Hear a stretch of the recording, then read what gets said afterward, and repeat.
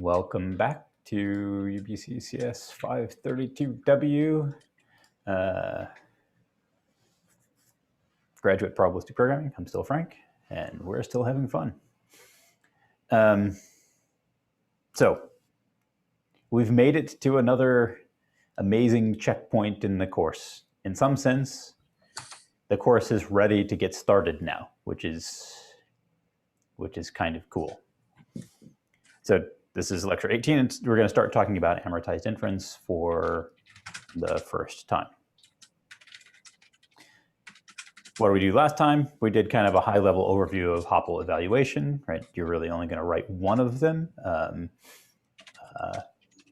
is sequential Monte Carlo, but hopefully you understand how important sampling would work and could go off and not too painfully write lightweight Metropolis Hastings if you wanted to. We had a little bit of a discussion about sequential Monte Carlo implementation details, and I put some pointers out there to advanced sequential Monte Carlo algorithms, including the particle cascade and interacting particle Markov chain Monte Carlo. And once I get around to writing down possible project ideas, there are some project ideas related to these and using them in and for probabilistic programming inference and or for reinforcement learning. But this is what I mean by this being a fairly major checkpoint and a switch, right? So we're at the end of part 3. In some sense, if this were a democracy, not a benevolent dictatorship, if I weren't being paid to teach you, I would say that you have completed a graduate course in probabilistic programming once you do sequential Monte Carlo or some inference algorithm in a higher order probabilistic programming language. You have an idea about what probabilistic programming is about, and frankly, you've taken on board an absolutely enormous amount of stuff, right? From graphical models and traditional inference in part 1, part 2, talking about first-order probabilistic programming languages and compilers that get you from programming language specifications of models to graphical models. You learned about a ton of inference algorithms, Metropolis Hastings, importance sampling, black box variational inference, Hamiltonian Monte Carlo. And again, if you're paying attention to the programs that you're actually working with at all, then you will have also been working with Bayesian neural networks, hidden Markov models, Bayesian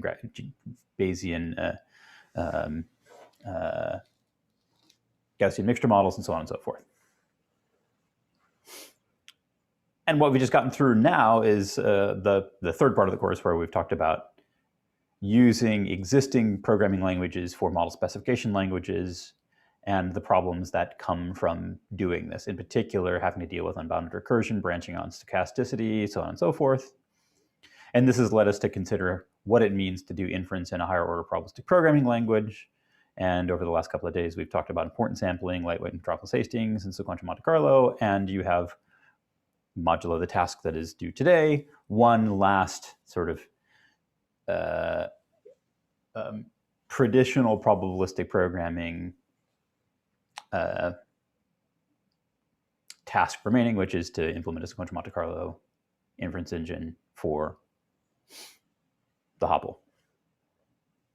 And here, although the models that we can consider in the homeworks because of scoping concerns and so on and so forth seem toy, in actual fact, what you've uncovered knowledge about how to do is how to do inference in models that exist in the form of that come in the form of existing simulators, or rejection sampler generative models where you're doing directed procedural graphics or directed design, and maybe more to the point, models like attend, infer, repeat, which are deep generative models with control flow. Really, the tools that you have armed yourself with are actually very, very powerful, and you can work at the very, very edge of probabilistic machine learning using the tools that you've developed. Okay, so you should be, particularly if you have been successful in completing the exercises and successful in understanding what's going on, you should be very, very proud of yourself. Part 4 is where we start to merge probabilistic programming and deep learning in the form of deep probabilistic programming or deep generative modeling or so on and so forth. And the way we're going to go about getting there is to talk about amortized inference first, which is what we're going to start talking about today, in the form of inference compilation. Then we'll talk about variational inference with guide programs, which is sort of what you do in modern deep probabilistic programming systems like Pyro and TensorFlow probability and Edward, whatever it's called now. This leads to deep probabilistic programs. And then we're going to touch on some of the things that you can, like a couple of the problems that arise. One is the relationship between meta learning and the thing which we've been doing in probabilistic programming to this point. We'll talk about RL as inference, largely to get these in before the project, deadline, so you can start thinking about whether or not you want to work on those sorts of things. And then we'll cover a bunch of other advanced topics more quickly and without the heinous requirement of doing the homework. We're still discussing whether or not we're going to put in one homework on amortized inference, but if we do, it won't be a bad one.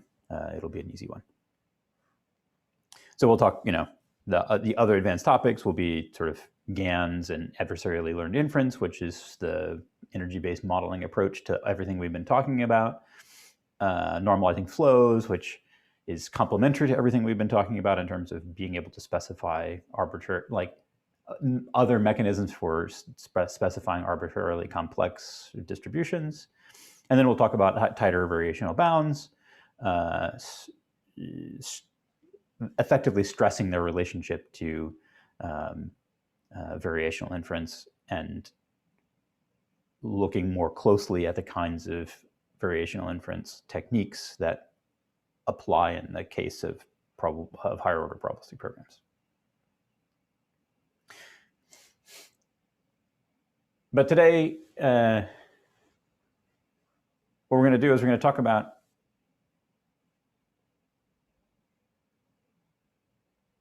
denoting a model, as always, and an inference problem, as always, in a probabilistic programming language. But where we're going to change what we've been doing is, up till now, we've been using general purpose inference algorithms and repurposing them for doing inference in arbitrarily specified problems and program language specified problems.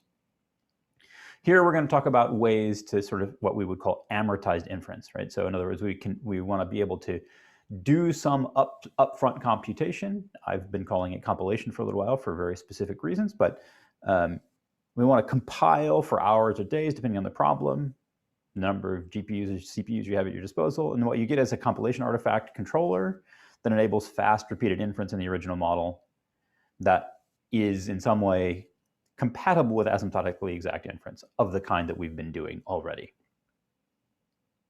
And maybe we'll get to in the course of this course why doing this is useful in terms of building model-based submodules within larger end-to-end AI pipelines.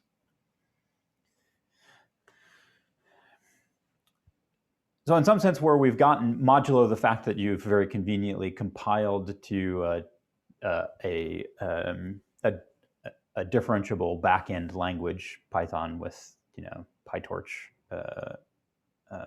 with the PyTorch library. Where we've gotten is to about 5 or 6 years ago in probabilistic programming language, where there existed two large families of models. There's restricted modeling languages like Stan, Bugs, and Infer.net.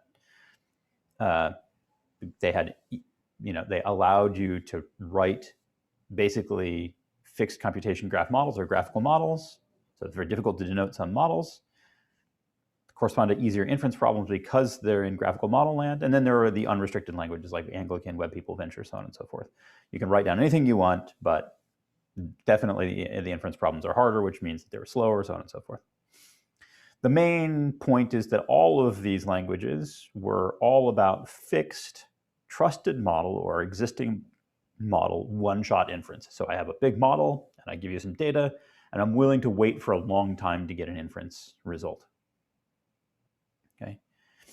And you might imagine, why would, somebody like me who's interested in AI think about this or spend time working on this instead of just doing deep learning?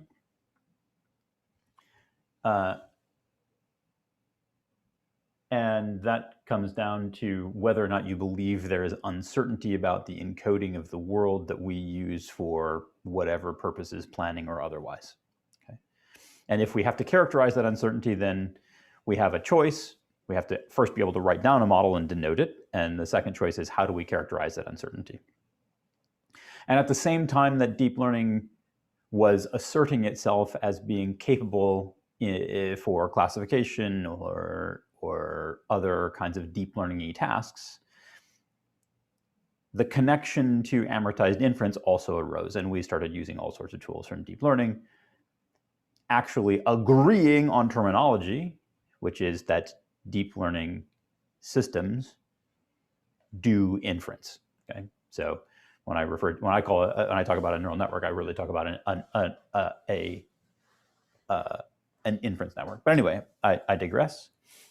The trend over time in probabilistic programming research, application, so on and so forth, has been from this one shot. So this is what kind of inference do you do? So in other words, one shot means you just do inference one time. You get one data set, one model, you run inference for a really long time. This is sort of the traditional statistics approach to Bayesian modeling.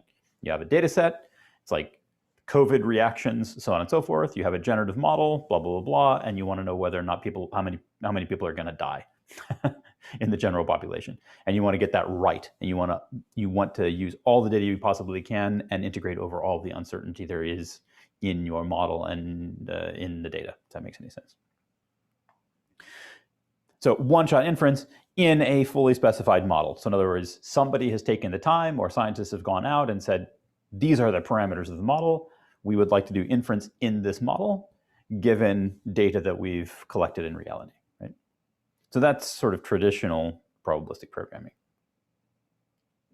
And then my group and some others said, well, wait a second, actually, what if we have a fully specified model? In other words, we've trained it or learned it in some sort of way, but we want to do repeated inference in it. And there's lots of scenarios in which you might want to do this, right? We'll talk about a few of them, but it won't do you very much good if you have to wait around for 50 seconds or 25 minutes to get the parts of speech out of a sentence. Right? You have to be able to actually do this rapidly, and moreover, you would really like to be able to get the full posterior distribution over parses or part of speech labels or so on and so forth immediately, so that you can use them in real time in an application. So that's what we refer to as amortized inference. That's what we'll talk about today. And what we'll talk about, I think, on Tuesday, depending on various factors, is what happens when you don't have a fully specified model and you want to do repeated fast inference. And this basically is the combination of model learning and amortized inference.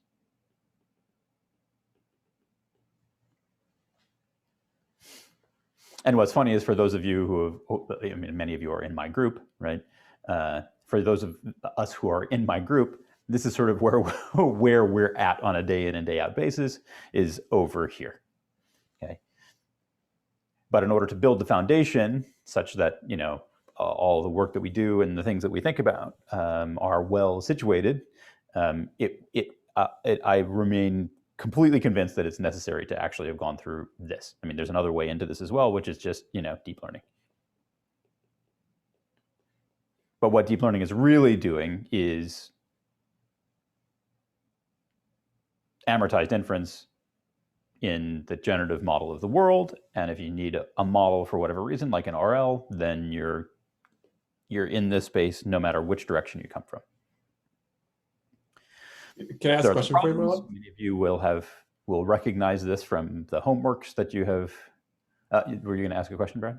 Yeah, please. The sort of suggestive question mark that's there, like, is that I don't know, I'm not really sure that a super interesting region of that phase diagram, but is like what's there? I have no idea.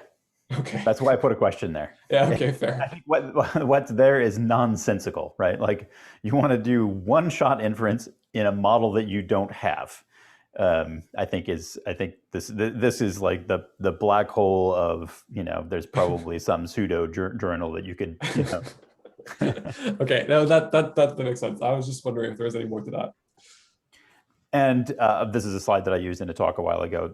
It used to be the case that my good friend Zubin Germani, in basically all of his papers, he would always have diagrams like this. So I propose calling this a Zubin diagram, where he'd be like, you could literally, if you go through Zubin's Google Scholar profile from like the late 90s to the early 2000s, every single paper has a little diagram that's like, we're in the exponential family and we have gradients, and we don't have gradients, or we're not in the exponential family and our method is here. And it's just like every single one, this is the way he would do it, which is very convenient for situating yourself for review purposes mentally.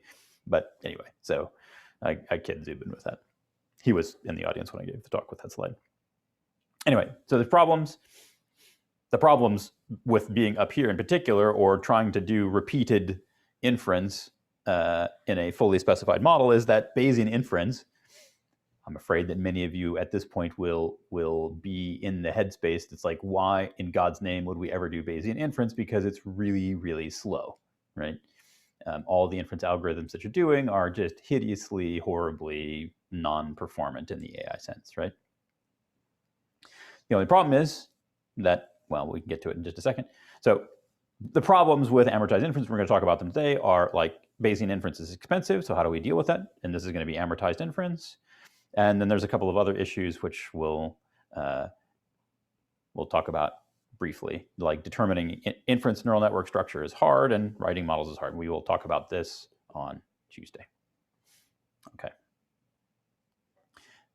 So this is a quote that I confirmed, that even though Andreas was the first author on this paper, Noah Goodman wrote, because of course this is like the first paragraph of the introduction, and this is what this work was all about, basically learning stochastic inverses.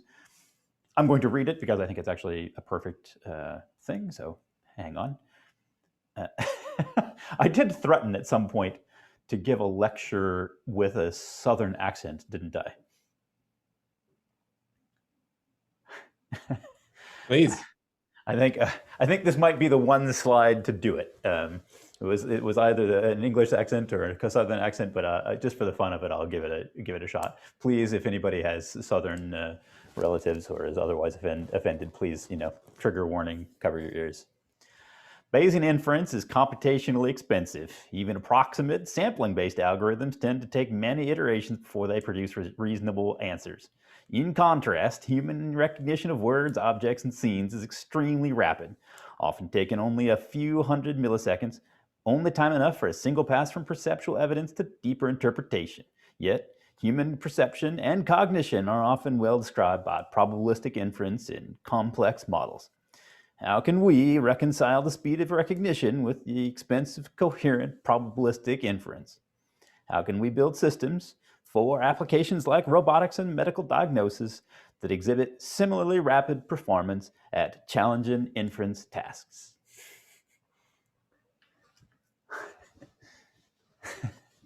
So now you know something about my background, given that I can speak like that. So anyway, that being said, hopefully the accent didn't take away from the message, which is that there is a huge amount of cognitive science literature and psychology research evidence that suggests that we do actually integrate over uncertainty when we make decisions and act in the world, right? This are often well described by probabilistic inference in complex models, is a little bit subtle, but there's a lot of evidence that, this guy's advisor, Josh, my other, good friend, Josh Tenenbaum, has written papers that I think were published in Nature, The Bayesian Brain, right? Which explain the hypothesis that in fact the brain is just one big inference engine, right? Usually purposed to do posterior predictive inference about what the next state of the world will be. Anyway, so how do we build systems like this? Well, that's what we're going to talk about. We have been talking about this. This is our model, right? And what we're going to talk about today is this. And it's different than what we've been talking about because there are no language facilities for specifying this currently, right? Certainly not in the book. There are language facilities for specifying this in languages like Pyro and WebPeople, but they're a little bit odd. Anyway, the point is that we want some sort of mechanism that goes from our observation y to the distribution over x in one feed-forward computation. Okay. Now the question is this possible? That's a good question. People have thought about this for a long time, actually. Like there are lots of related ideas. The wake-sleep algorithm for unsupervised neural networks is a big one. There's been optimal proposals, work on and learning optimal proposals for importance sampling, which I was talking with Leslie about this maybe 2 weeks ago by email, something like that. Julian Cornabisi, if you're unfamiliar with him, he was one of the DeepMind guys and started the Element AI office in London. And Shane Gu and Rich Turner are at Cambridge now, and my good friend Zubin, so on and so forth. Related ideas in variational inference, in particular, the variational autoencoder, which is this. There's a programming language called Picture, which is this reference, so on and so forth. People have thought about this amortized inference thing for a long time. And there are kind of two rough families. So this is really, we're going to talk about this on Tuesday. This is Richie, Pyro, et al. And this is me, us, play, whatever. And then we've sort of come together. But I'll explain what I mean. So there's a guide program family of Prob Prog people, and then there was an inference network or inference compilation family of Prob Prog people. And at the end of the day, what distinguishes between the two are the KL divergence used to try to derive or define this inference artifact, which here is the thing. Okay, and we'll get into the details here in just a second. So just think we're going to be over here today, and we're going to be over here on Tuesday. And when we come back to this, or you think about this slide at some point, hopefully this will make sense. So what do I mean by training an inference network, i.e. this side of things? Well, I mean, in particular, that for what I would really like to do is I would like to minimize some notion of distance between the posterior distribution that you all have been characterizing algorithmically and some posterior distribution computed by some other more efficient mechanism. And for all intents and purposes, this is basically always going to be some sort of neural network. Okay. And unlike the variational inference case where we had, the variational inference case was Q of x given lambda here, and P of x given y.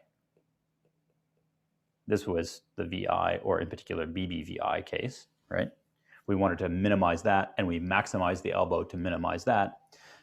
Note that instead of having lambda here, now we have y here. And also note that we've reversed the order of the KL. Okay. And having y here, what we'd like to say, and I see Adam squinting just a little bit, hopefully this will make sense, right?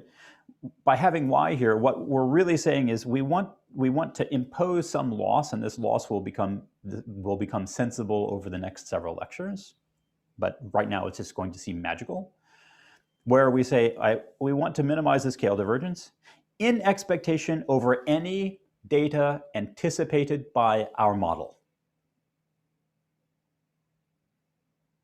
They're going to average over any data that could ever be generated by our model, the support of our model with respect to y, right? And for every possible data y we get, we want the KL to be minimized. Now, if you do the quick rearrangement, we know the KL is what, P of x, log P over Q, right? If you do this, and you move this P of y into here, P of x given y, then that becomes just an expectation over a joint distribution. And the only thing that's parameterized by phi is q, so we get a negative log q here, plus a constant. Okay? So this objective, based on what we've experienced together as a class, should be one that you would be very comfortable minimizing, right? Because this is just an expectation, and we know that stochastic gradient descent will give you an unbiased estimate of this gradient. So if you draw samples from P of x, y, and then compute the gradient of this, we're good. We're golden. We can use gradient descent on phi to learn this inference artifact.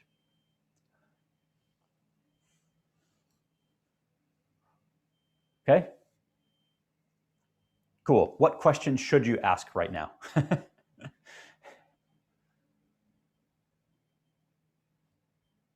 Remember, this is a probabilistic programming class, but any question. And Ina, I don't think I've ever seen you without glasses on, so I don't know whether or not you can actually even see. So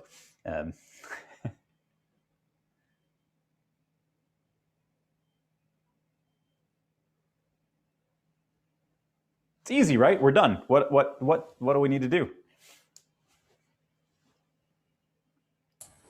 Do we have to find like proposal distribution that fits? I don't know. I think if you rephrase that, that's going to be one of the central questions. Yeah. So what? Just say that one more time. Like, what's the because Q in this sense is kind of like the proposal distribution, but we also have like the evidence we have observed in it. So I don't know how that relates.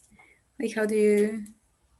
Well, we don't have any evidence. This is just literally a function. I mean, this is a conditional probability density, right? Mm-hmm. You go from y's and you go to all of the x's.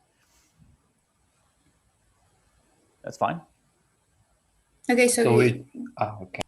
Yeah, I was going to say, like, we don't care what is x, what is y, it's just some data. That's it. No, we do. These are the observes. Like always, Mm-hmm. these are the observes. And these are the sample statements. Mm-hmm.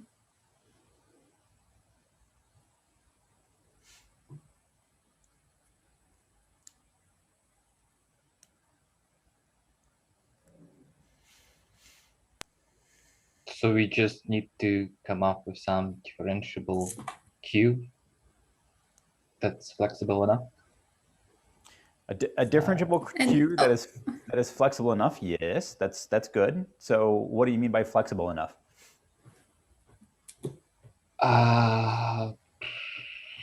Flexible enough meaning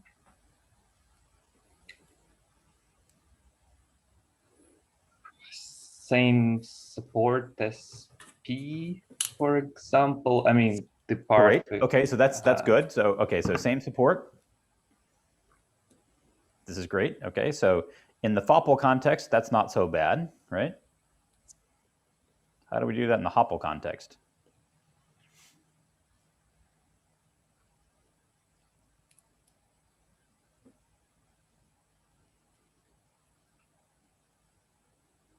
I just want to prime your thinking, so you're with me when we go through this, right? Mm-hmm. So the support in the HOPPL context. Sorry to speak over you. You know, I'll take it. Yeah. The support in the HOPPL context is like the random variables and their types. Okay, that's great, but that's only part of the question, right? What do you want to say, Ina? Yeah, I wanted to ask like what we're optimizing here. Because in the black box, we're optimizing this right there. That's the loss function. Yeah, but like, are there any parameters? Because like in the black box variation of phi, what's this phi? I don't recall what was like this phi. It was just the statement there. There is some function that goes from y and has parameters phi. Okay. That produces a link function for q of x.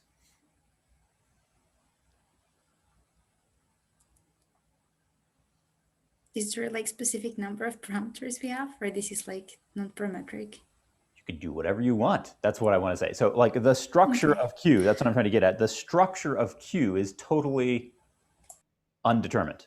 Oops. Right?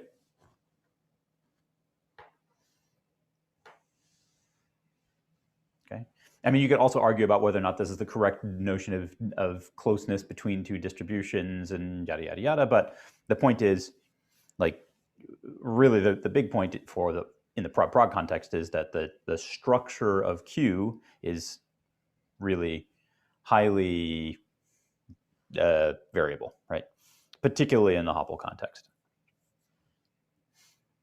But the overall picture is pretty straightforward, actually, right? What's going on?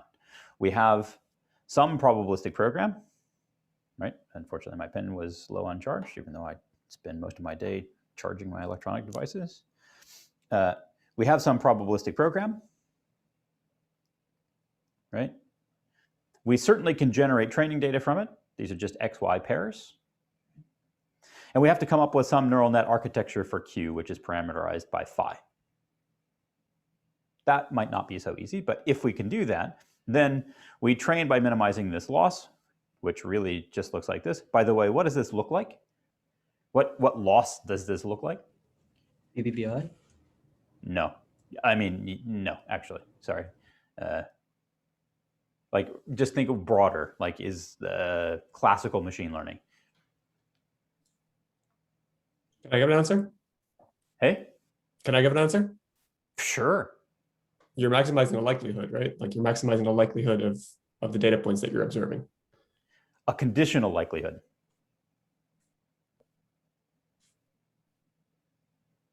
Yeah. And what is maximizing conditional likelihood?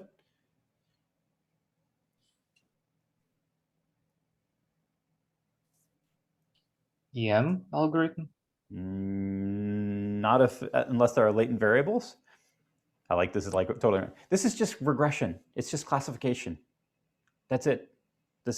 A conditional density estimation is just regression or classification. We have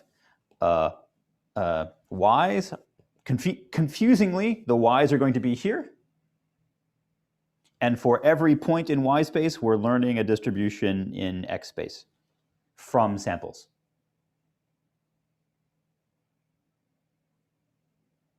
Right? So it's just regression. You get XY pairs.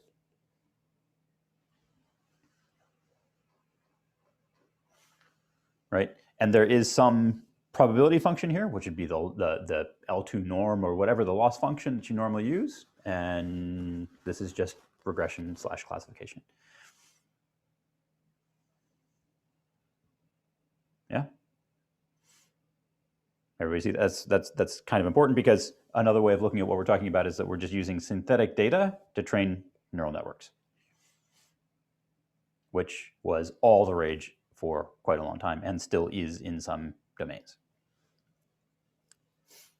Okay, so the point is, at the end of the day, we're going to get some compilation artifact, which you can either use directly to give you an X in some cases, not always. When in the HOPPL case, you would be able to do that. In the HOPPL case, you cannot. But the point is, obviously, if you have such a proposal, right, you can always use this in either sequential importance sampling or importance sampling, right, by proposing from Q rather than P.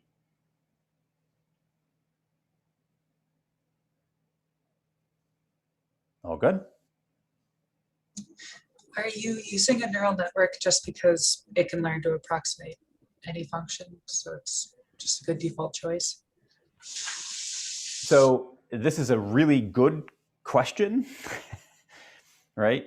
And this highlights a super computer science-y question that is both interesting from an algorithms perspective and a CS theory perspective. Which is to say, yes, we're using, the direct answer to your question is we're using neural networks because we're too dumb to do anything else, right? The slightly more sophisticated question and answer is, it's very easy to set up canonical problems like matrix inversion as inference problems.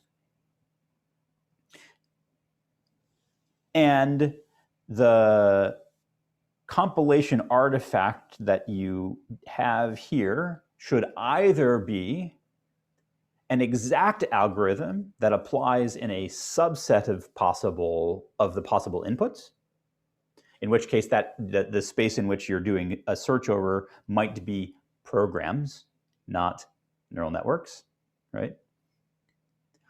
Or it could be an approximation algorithm that applies everywhere.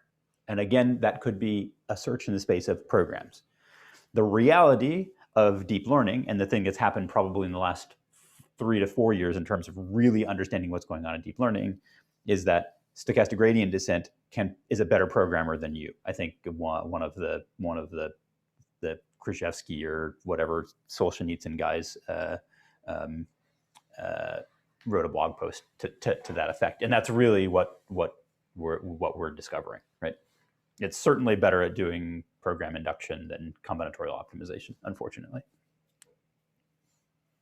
That's gross, but it's true. Empirically true. But that's an awesome question. And if you understood anything about what I was just saying, that is like one of the highest, most interesting project spaces / ideas we could talk about. Approximation algorithms, where you're learning this thing, not in the space of neural nets, but in the space of actual programs, with the aim of developing either approximation algorithms or efficient algorithms for subsets of the domain of X, where domain is the type system domain. Did that make sense to anybody, what I was just talking about there, or no?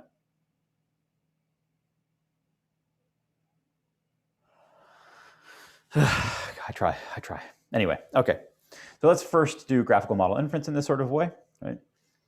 So the goal is to do efficient inference in generative models with latent variables X and observed variables Y. So really you can scratch this off and think HOPPL, right? It's the same thing, right? So here's our joint distribution. It's in the form of a graphical model. That should be how do you say it? Non-confrontational, non-adversarial, non-whatever. Controversial. Controversial. Thank you very much. Appreciate it. Good to know that you're not too sick, right? So, yeah, if we're going to do inference in such a model, important sampling or sequential Monte Carlo in either case approximate the posterior as weighted samples, where the weights, we're hiding the one derivation of the normalization constant thing, but it doesn't really matter because it comes out in this normalization. The weights are the evaluation of the joint over some proposal, right? And the performance of important sampling or sequential Monte Carlo depends very, very heavily on the quality of the proposal, right? But again, here we have this lambda thing, and this now looks like the BBVI thing a little bit because we've got the lambda thing here, and we're using lambda suggestively here, right? But again, how do you adapt this proposal while you're doing inference in a single task? It doesn't really make sense. Really, you need to make this be a function of Y, and that's what we're going to do, right?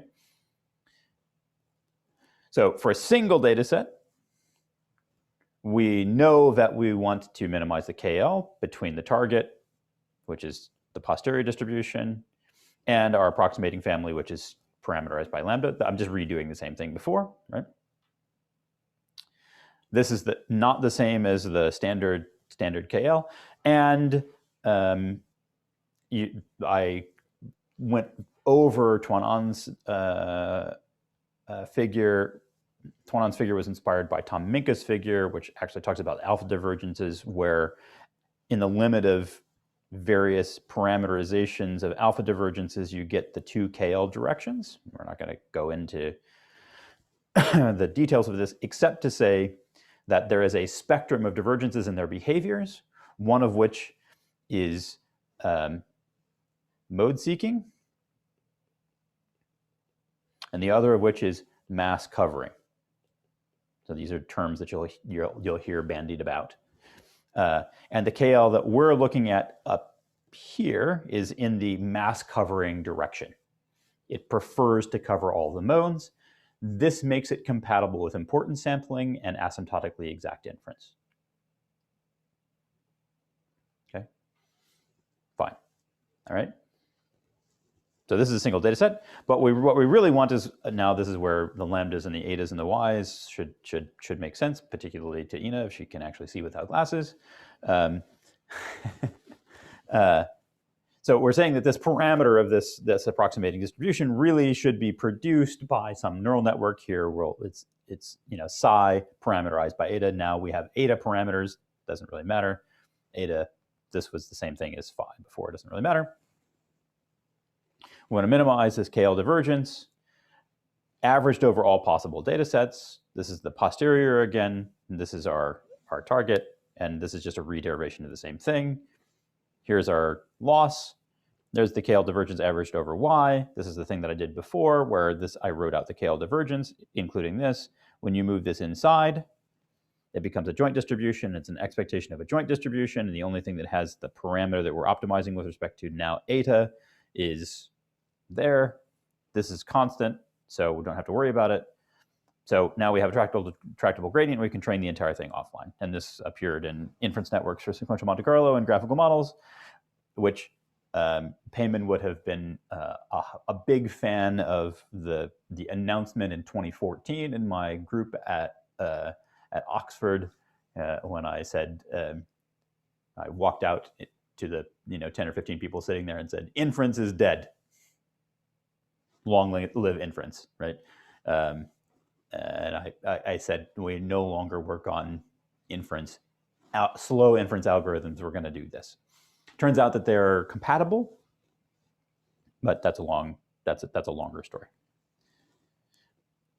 So you know how to generate the finite graphical model from your HOPPL source code, so we can just talk about graphical models, but really in your head be thinking HOPPL, right? Here's some program written in graphical modeling language rather than programming language, doesn't really matter. These W's are Laplace distributed, in other words, they're heavy tail distributed, right? The likelihoods of observations are polynomially, this is a polynomial regression model where the weights are heavy tail and the likelihood is heavy tail, student T distributed. Okay. Fine. So everybody sees what this graphical model is. So we're going to get data, which are targets and inputs. So this is going to be Z, and this is going to be T, and you're going to get a bunch of data, and there are some parameters, and they're the parameters of a polynomial regression model in which the loss, like the observation noise, is heavy tail. So this will be an extremely robust regressor. That's the T part. And we have very, very broad priors on the values of the weights. So instead of doing L2 regularization, we're doing Laplace. Okay. So the first question is, how do we get the structure of the computation graph for Q? Okay. And very sneakily, I'm going to put something in here and say that what we really actually want when we think about what Q is we want a graphical model, right, whose edges are reversed. Right? We actually want to, at the end of the day, we're building a sampler, so we actually want to have a graphical model in which the ancestors are the observed quantities, and we compute link function in this direction in such a way that we sample from the posterior distribution. That's actually part of the control flow of Q. Clearly, it wants to go in this direction. And if you do some graphical model foo, you can derive part of the computational structure for Q. Well, I'll say more about this later. Greg, you're furrowing your brow like yeah, I was just looking at edges between W's, trying to figure this out, because We don't have those on the left. Right. Okay. So let me give you an example of what's going to happen. Right. Let me give you a silly graphical model, one that you're somewhat familiar with, and you wonder why I had you think about this. Right? Like, why the hell would I do this? Okay. Y, x1, x2, x1, normal, something, x2, normal, something, y equals, is distributed Dirac, x1 plus x2. That should look familiar. P, and I want P of x1, x2, given y equals 7.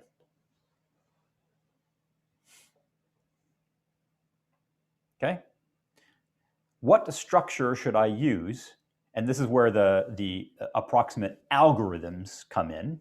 Okay, and there's been some really interesting work from Zenit Tavares about this, but what structure should I use for Q?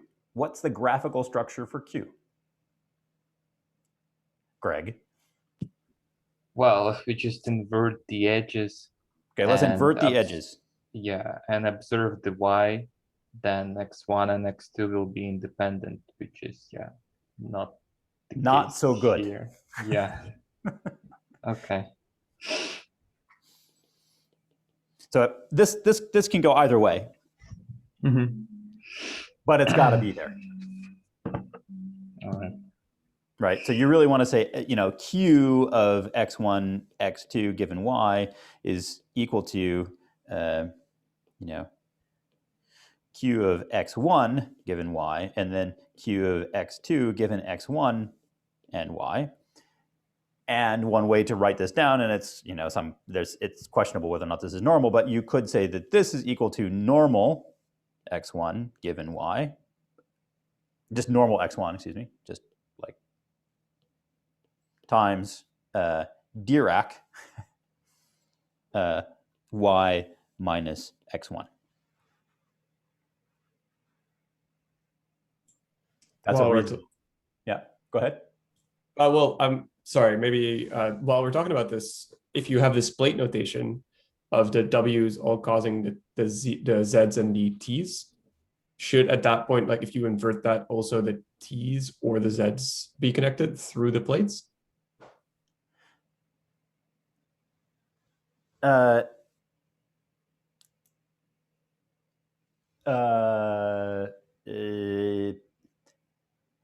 If you think about it, when you generate from this graphical model, these edges don't matter at all. You never have to use them. You can just forget them. Sorry, I didn't see what you pointed out there when you said sorry. These edges right here, yeah. When you're generating, you don't ever have to even think about them. So whatever edges you would generate between the Z's and T's, you just forget them because you have the data. You're doing a conditional generation, right?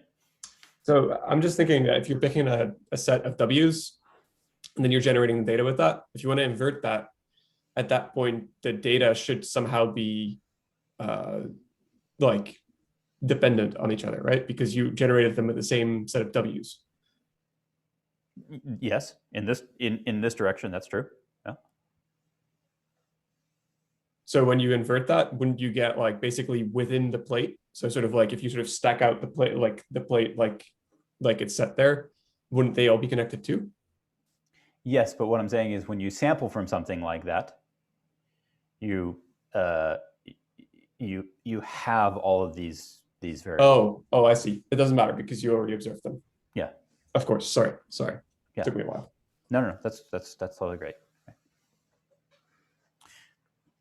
So I've also very subtly said that this is automatic but suboptimal. This is actually not so true now. This is automatic and optimal in one sense. What we have to do then is from this partial program specification, here's another nice project idea. By the way, Daphne will do this for you. This is part of what Daphne does. But what needs to be done after the fact is that this call structure has to be transformed into some actual neural net instantiation, which is to say, whatever W depends on there have to be neural link functions that have the right types established. So there's like a neural architecture search, Tony, that one would have to do in order to do this. Anyway, in this particular case, you can construct something with this dependency structure by literally just taking all of the observations and then smacking them through, in this particular case, a two-layer, multi-layer perceptron. So n is fixed, it doesn't really matter. A couple of components, so on and so forth. And just that thing outputs the values of W0, W1, W2 straight away. Okay. So what does it look like? Well, it's pretty cool. So here is some data in this regression case, right? These squiggly bits are samples from the prior. Okay. And then the expectation over the prior, which is basically the zero function. But like the function prior, because of all the heavy-tailed stuff, is crazy, right? If you take one of your existing inference algorithms, MH, IS, SMC, whatever, that is asymptotically exact, right, and run it for a really long time, the posterior over W weights, which we plot here by the interpolating function, just actually, you know, it makes sense, right? It's polynomial regression. The posterior distribution looks like this. All right, we could actually plot this as 3 separate histograms over W0, W1, W2, but it's just as easy to look at the posterior distribution by plotting curves that correspond to the joint values of W0, W1, W2, right? If you learn, using the loss that we were talking about, a neural net that does this, instead of doing asymptotic computation, what you get is a Q that immediately outputs a slightly overly diverse posterior distribution in one feed-forward pass. Right? And then if you run importance sampling on top of that in order to clean it up, these two come into very sharp alignment. But clearly, the difference between sampling from the prior and sampling from the proposal learned by this neural network is going to lead to much, much higher efficiency when doing importance sampling, because effectively all of these samples will have some weight associated to them. Mia, you're nodding in a way that both makes me feel happy, but you have a concerned look on. I don't know if that's if you can say that, a concerned look on your face.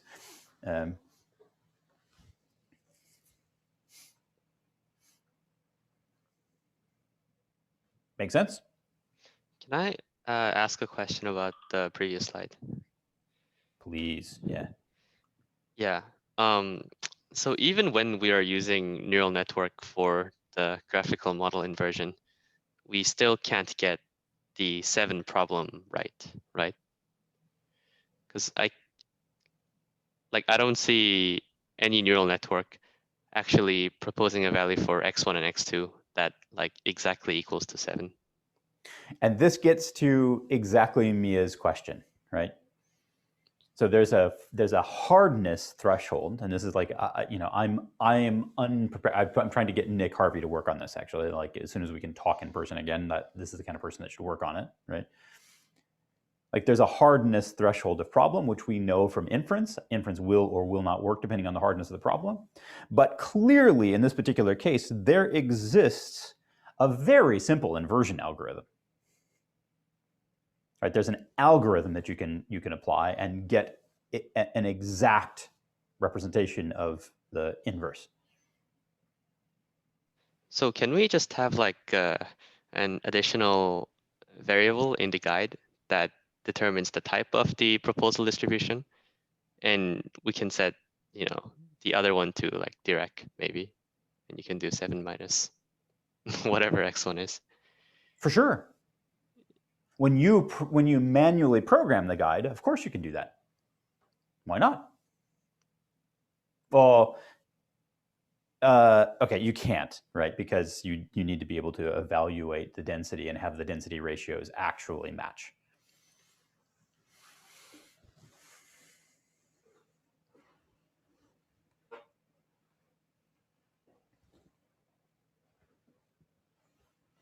But it's very interesting that clearly there exists an algorithm, right?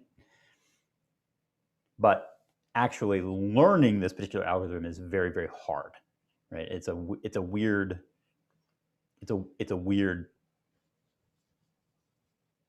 phase transition in problem hardness space, which is different to sort of NP completeness and the standard stack of hardness, right? There's like inferential hardness, which is weird.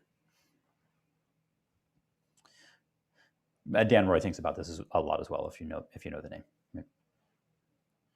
Okay, fine. So we can do this for graphical models, modulo specifying the specific neural network structure for each of these link functions. And here we just punted and said, screw it, we're gonna like just push the whole thing through a big neural network. What about HOPPL amortized inference? Right? What do we do when there's no probabilistic program? Well, let's give us a, even though Emma's not here and doesn't need to eat, let's give us a 4-minute break, and then we'll come back and do the rest. Okay, 4-minute break.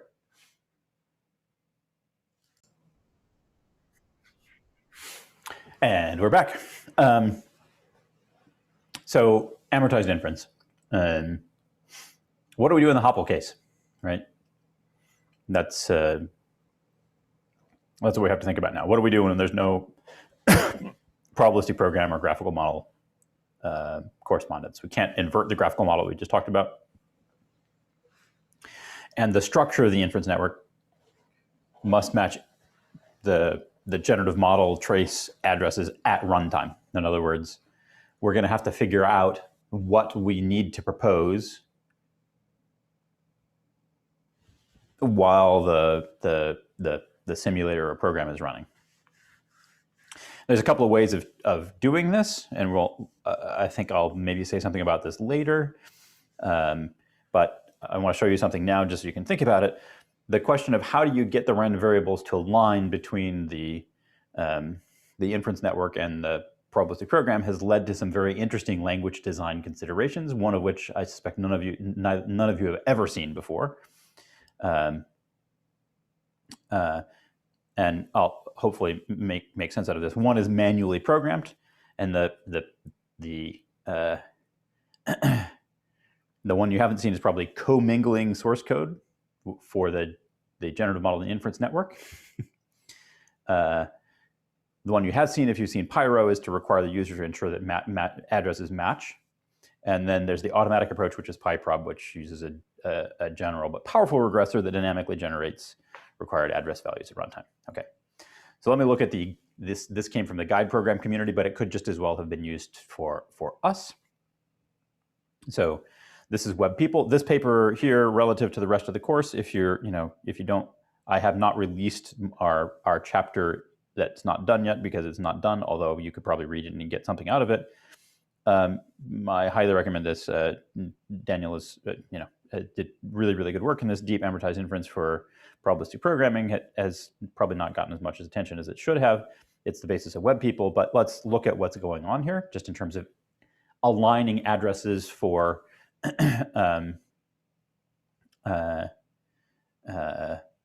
inference. So this is pretty crazy. Again, we're talking about amortized inference, and we need Q of X given Y. In particular, we need the addresses of this to coincide with the addresses in this, right? When we're doing, it doesn't really matter.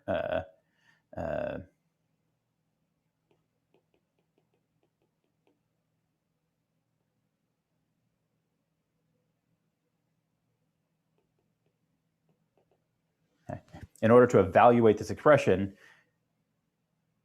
it's nonsensical if the random variables that are referred to are not the same in both the program trace and in the guide network trace. Okay? So here's one way to do it. Hang tight. Tell me if this makes sense. Let's write in a different language. I think this is JavaScript, but that's fine. So we don't have to even be able to read it. All we need to be able to say is there's an observed value. This is going to be Y. there's some, actually, I guess technically,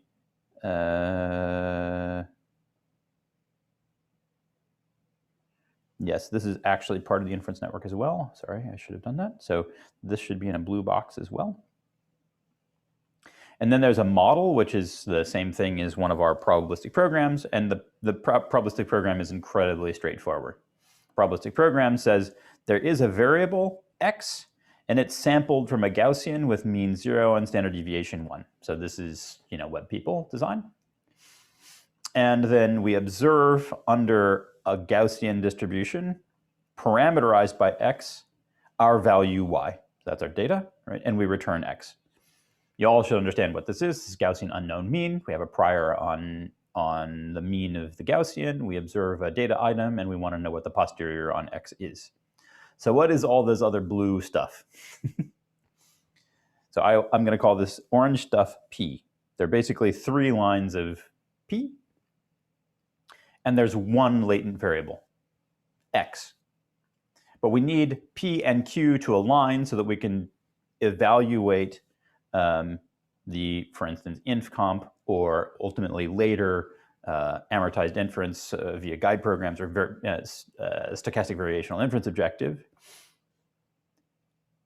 What's happening in the blue is that there is some neural net that's being configured. So number of inputs, number of hidden layers, number of outputs, then a bunch of parameters. These are going to be named things where there's a couple of weight matrices, some biases, so on and so forth. The neural net input is a vector consisting of the singleton data object y. The output of the neural network is some linear activation, linear function, sigmoid linear input, that take the weights and biases, right? So this is just a standard MLP in a different language, right? But notably in this blue box right here, every random variable, every sample statement in the program is augmented in the same program text with program text which is its guide. Right? So the guide here is a Gaussian distribution where the mean is parameterized by the output of the neural network, channel 0, and the standard deviation. We talked about soft plus, so we're all comfortable with that from HMC and the reparameterizations that Baron provided for that. The standard deviation is a soft plus of the second channel of the neural network output. So this allows you to write generative model programs, and this JavaScript is of course Turing complete language. You can have whatever you want, looping, so on and so forth. You can write whatever generative model you want, P, and while that generative model is executing, it is generating on any particular sample path sample statements. It's encountering sample statements. And because your Q program is executing simultaneously, necessarily the guide will have all the information necessary in order to produce a proposal value at that address. So the addresses here are hidden, they're implicit. It's just that P and Q are literally running together.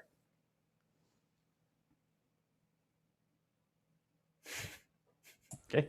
Hard to read the code because both of them are literally written on top of one another in the same language. But what's really happening is that you have a model and guide and they're put together. Or in our case, a model and an inference network that are laid on top of one another. Now there's a little bit of a problem, which is that the control flow of Q here is dictated by the control flow of P. But that may not be what you want to have happen. And but our approach has the same problem. Sorry, can I ask something? Please. Yeah, so how do we determine how complex our neural net should be?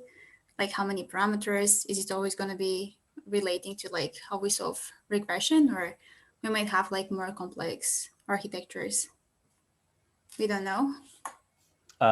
Have you ever heard of a paper besides doing, I see your hand, have you ever heard of a neural net paper that does, except those that use neural architecture search, that ever has answered the question, how many parameters should my neural network have? The answer, generally speaking, is all the parameters, right? Until overfitting happens. Yeah. And here, can you overfit? Yeah, like that's what I wanted to ask. Like, can you? So when do you overfit?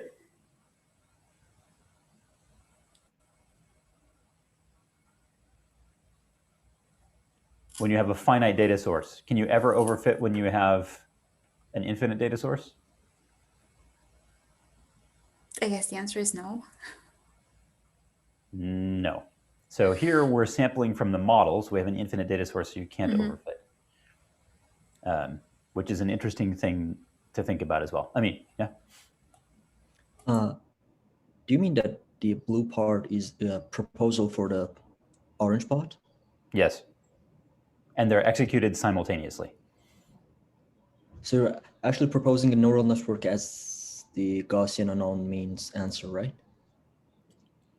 Or we're simultaneously computing a proposal, yes.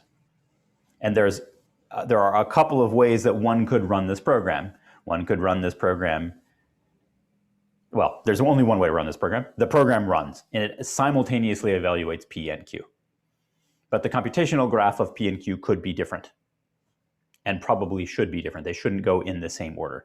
That sort of is sort of obvious from here, right? You really want one to go this way, and you want one to go. So P will go this way, and you want Q to go exactly the opposite way, right? And the deeper the latent variable structure is, the more that's true.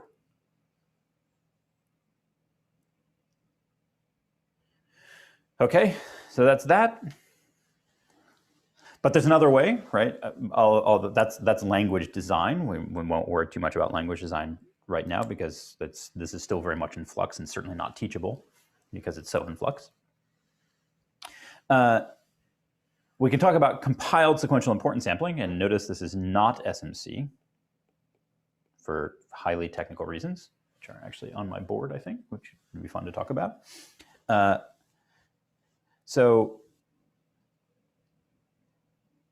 yeah, inference compilation for higher order probabilistic programming has the same loss as for first order probabilistic programming. We sample from the program. This just happens now to be a HOPPL. That's fine. And we have this neural network that somehow generates proposals for all the latent variables X. Unfortunately, we have an infinite dimensional graph, so only evaluation or forward evaluation-based inference methods are possible. In other words, sequential importance sampling with unnormalized weights, right? So that's fine. So here's our joint distribution again, P of X, Y. And then for every sample statement, there needs to be a proposal somehow, a value generated from a proposal for all M sample statements. However, the proposal distribution here can and should, well, it's parameterized by this eta parameter, and it can use all the data, and it can condition on all the random choices made up to this point. So in other words, the proposal distribution can track where you are in the program, it can know where you need to go, and it has some trainable parameters, right? Okay. So our proposal distribution is structured like this in the higher order probabilistic programming context.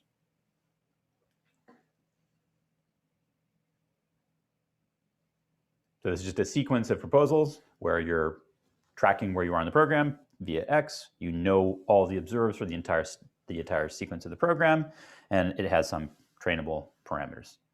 Okay. So can I quickly ask, like, the dependency here on X? The dependency here on X just means it's sort of like the idea of the guide, right? Like that for every sample statement, you have like a proposal distribution as well. Is that what that means, the dependency on X here? It means that we don't have the graphical dependency structure in, like, there are relatively few options that are available to us for how to structure the guide in a HOPPL context, right? Because in the HOPPL context, you have to evaluate the program, right?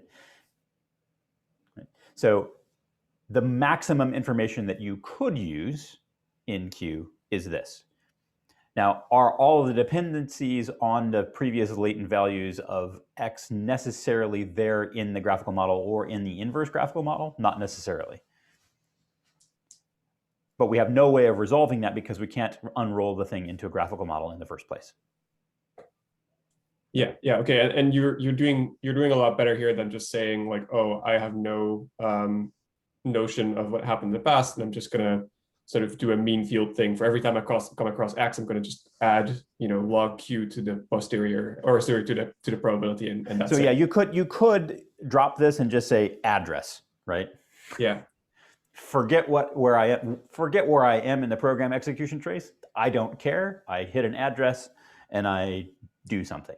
It's not it's in some cases does not actually work that badly, but the maximum amount of information that you could condition on is this, and the way you end up doing this anyway, you have this implicit dependency, because for those of you who are familiar with LSTM style architectures,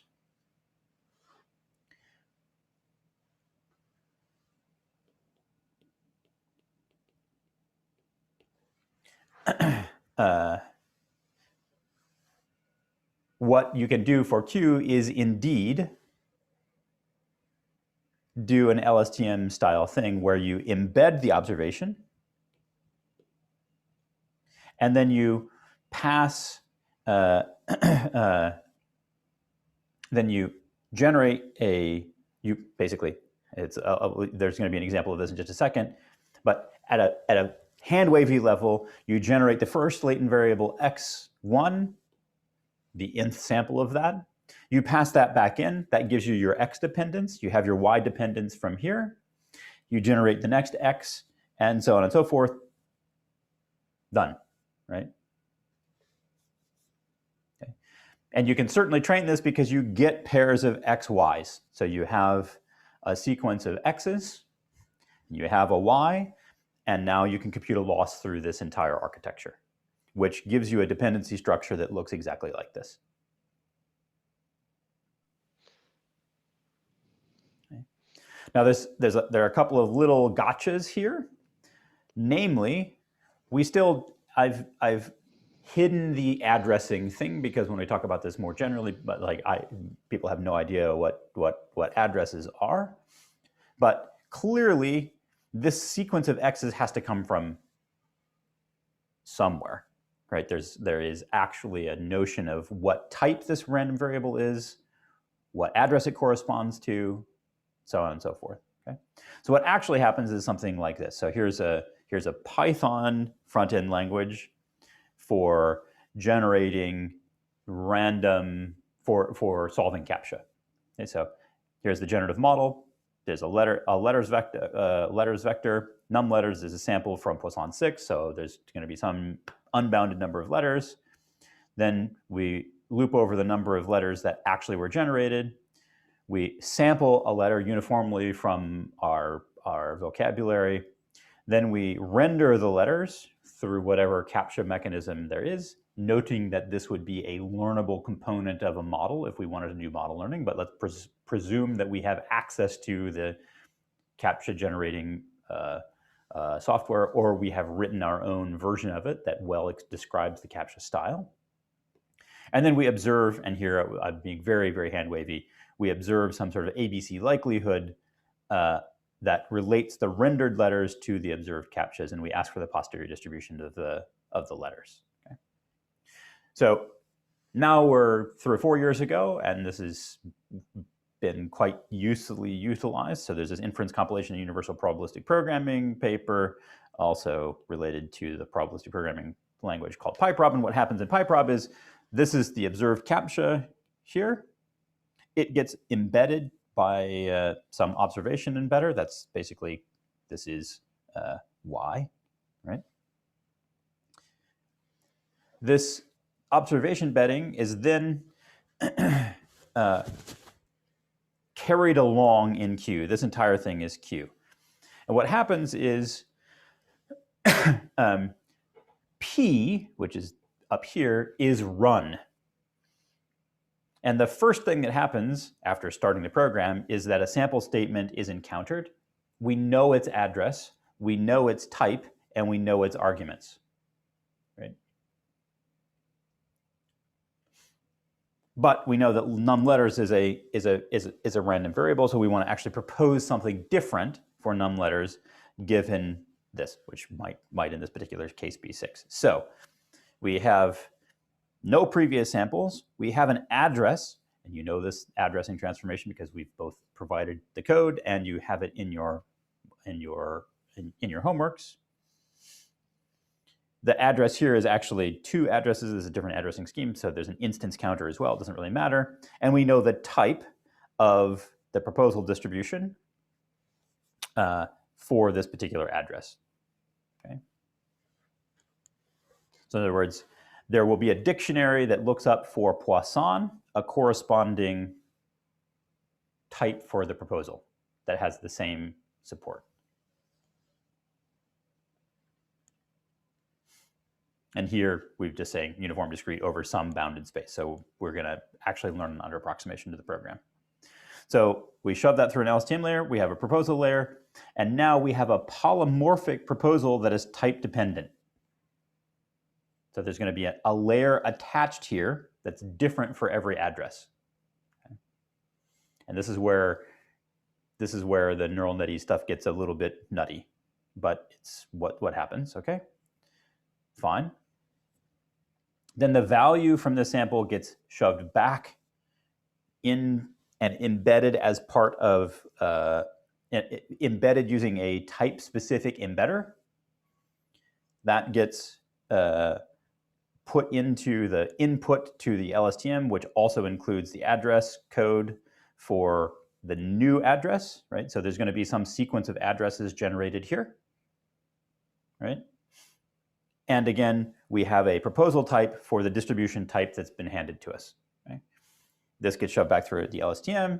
There's a bespoke proposal layer for that particular type attached. And we continue. Okay? Can I ask a question? Yes, please.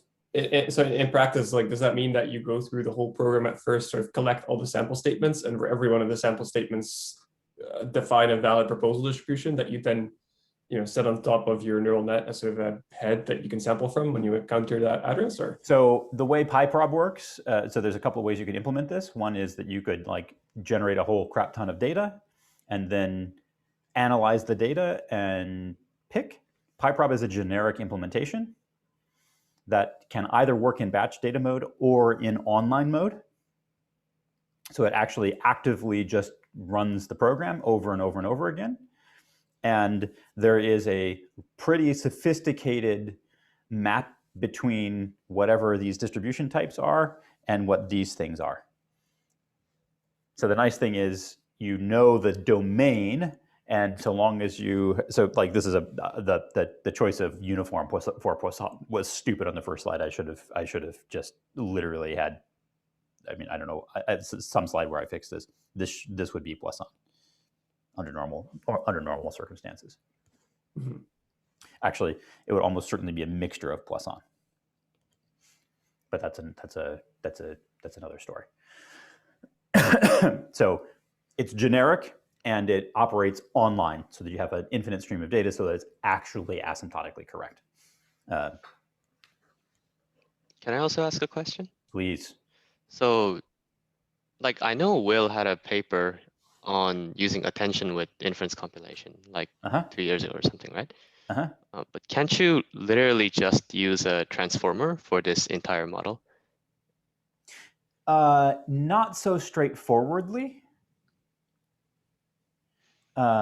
because of the fact that of the problem that that Payman talked about in reading group today. Sorry. So if you use a transformer, what you're really saying is I have all of my random choices and their addresses, right? And the addresses could be turned into a positional encoding, and the data items, that's fine. Great. The problem is that this grows, right? So yes, effectively what Will wrote is actually a transformer architecture. Right, but doesn't transformer decoder actually support growing number of sequences? It does. It's just but slow. Right, but Payman said today that transformers scale better with data than With like data, normal. not necessarily size of context. Right. So the entire point of the paper that we read today was that they did not want to have an n squared number of context patches. That's true, yeah. I mean, I was just thinking of how you said the model can generate infinite amount of data, and transformers scale well with data. So I was like, oh, let's use transformer for inf-comp. So Will's paper is transformer for inf-comp, basically. It's soft attention, same thing. Okay, yeah. So yeah, maybe if we retitled it to transformers are awesome. The issue also is that you have to have the model right. So we're not training from data, we're training from model. But semi-supervision also shows up here because if you have labeled instances of XY pairs that you're modeling, this is part of semi-supervised learning straight away, right? Okay. Another question. That was sort of an unfair question, and obviously there's no tests and anything like that. This is really, if you understand that, great. If you don't, doesn't really matter.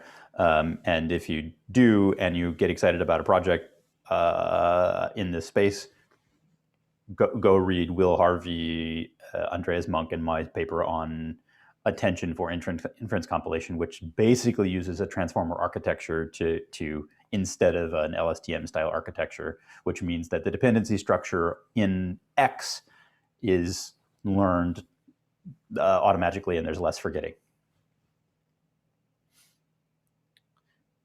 Okay. So what does this do? And I think I'm running out of time, or I'm out of time, so we'll this, I think I only have like 3 slides, so I'll just do them very quickly. So here is an open universe Gaussian mixture model. You're familiar with these, right? Sample some number of clusters, sample the cluster parameters, sample a class label, and then observe your data. And you're interested in the means and covariances. Here, Baron, just for the fun of it, is another model with lots and lots of symmetries. Right?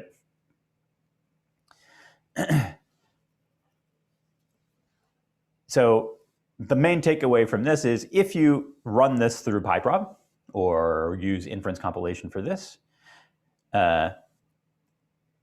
you will get a result that looks like this. So basically, this is a complicated sentence. It's a kernel density estimation of the distribution over maximum a posteriori values the means over 50 independent runs. So what this means is if you run inference 50 times and you look at the map sample for those 50 runs of inference, this is kind of what we're looking at here is actually quite interesting, right? So you run inference 50 times and you extract the map sample from some important sampling procedure. Okay. What we have here are the kernel densities estimates for the distribution of the means. Okay. Given the black dot data here, right? So there are 3 means or some number of means we don't really know. This is an open universe mixture model in this particular case, but that's fine. This is a kernel density estimate of the means, right? So if you run inference with 1 particle after doing inference compilation, and you run it 50 times, the distribution over the means looks like this after inf-comp. On the other hand, if you just do importance sampling, this is what the distribution of the means looks like, right? And in fact, if you use more and more and more and more particles, it becomes apparent that eventually inference, if you put enough effort into it, produces reasonable ideas about what the posterior looks like. Right? It starts to learn. Okay, after if you spend enough time, it starts to learn. It's kind of interesting that it does this, right? But if you spend the upfront computation to compile the inference procedure into this amortized inference artifact, now you get extremely fast inference, basically 1 shot, 1 particle inference. And you know, if we're looking for applications for this Bayesian, this open universe Gaussian mixture modeling thing, which we've not talked very much about applications throughout the entire course, leaving that to your imagination. If you say, for instance, have a person detector and you want to cluster and identify how many people are in an image or something like this, one way to frame this problem, if you don't do it in end-to-end kind of deep learning kind of way, one way to frame this problem is to say, run a person detector, find the maximum occurring activations. Those would be these. Notice there is a fourth person back there, right? And then run an amortized inference clustering algorithm on those to identify where the people are and how many there are. So you can count and localize in an amortized way using an open universe Gaussian mixture model and a pre-trained person extractor or something like that, right? So what ends up happening is if you don't train for very long, but after you train for a long time, you get amortized inference that is super, super fast and very robust in terms of identifying the clusters and so basically localizing and counting. Same thing, just for the fun of it, we did this with CAPTCHA breaking. Vicarious was a company that raised $40 million by solving this problem in a different way, but like actually not as well. There are little videos that I could show you with this that I can't on my iPad, but the main point is that if you program each of these different styles, which were actually styles really used on these services at the time of writing, you could condition our amortized inference artifact on that CAPTCHA image, and in this amount of time, solve this number of this fraction of the CAPTCHAs. So, you know, if you care about internet security by way of CAPTCHA, provided that you're able to write a generative model and plug it into PyProb, the CAPTCHA problem is dead solved, right? Where you're counting the number of characters, localizing the characters, de-distorting, so on and so forth. Okay. Yeah, okay. Oh, I have lots more, but we'll just skip over it. That's too bad because there's awesome stuff in there. But anyway, so today, amortized inference. We want repeated fast inference. We want to do Bayesian stuff. We don't want to wait around for Bayesian, for asymptotically, you know, algorithms, the algorithms that we've looked at to converge. We're willing to spend some upfront computation to get it. If we do this in the way I talked about today, you get a good importance sampling proposals.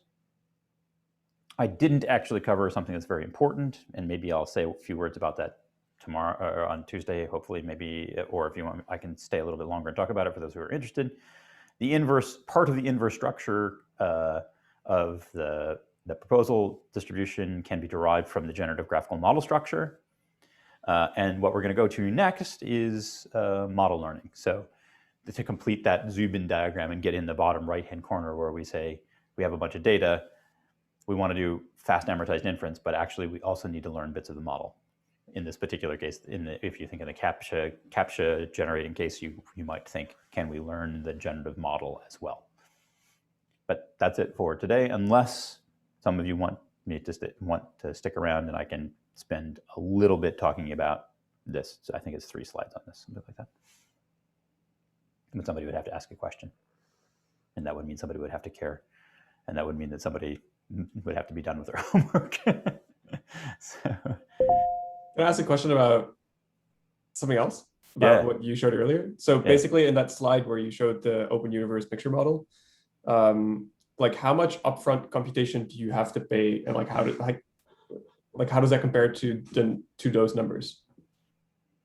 A lot. A ridiculous amount of upfront computation.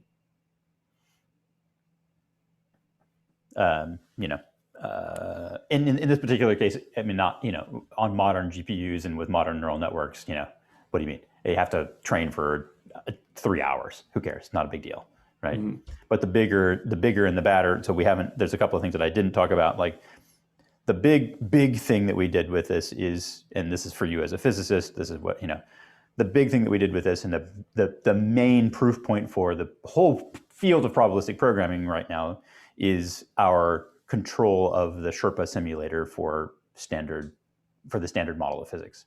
So just to throw it out there, there's a 1 million plus line stochastic generative model which stipulates what high energy particle interactions take place in LHC energies, at all energies, but particularly for high energy physics. We were able to, using PyProb and this notion of amortized inference, learn how to take a detector signature, in other words, the energies deposited in a particular calorimeter or whatever, set of calorimeters, and invert this entire standard model software. So 1 million lines of code, and such that we do inference in that generative model specified as a simulator. We also have done this for COVID modeling. There was a paper that came out last year from the group that did this for a multi-agent simulator, and we're still working on that with the Department of National Defense for Canada. That's very interested in continuing this.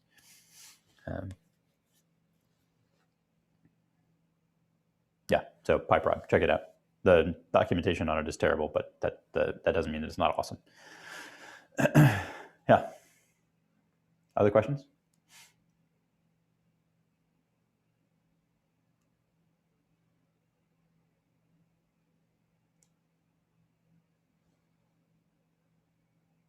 Nobody wants to ask about this?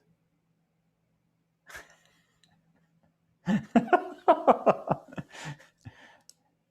would, but I'm not like it's not like I have a deadline for homework today. So, well, I do, but it's different.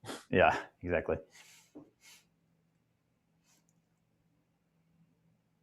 All right, I will pause the recording and thank you all for attending. Wish you the best of luck. We will make sure that the homework portal is open longer for some non-determinate amount of time, but we will also see who submits in the right amount of time, and then we will arbitrarily penalize those that do not. But it'll be open. Otherwise, thank you for your time and attention, and I look forward to seeing you on Tuesday.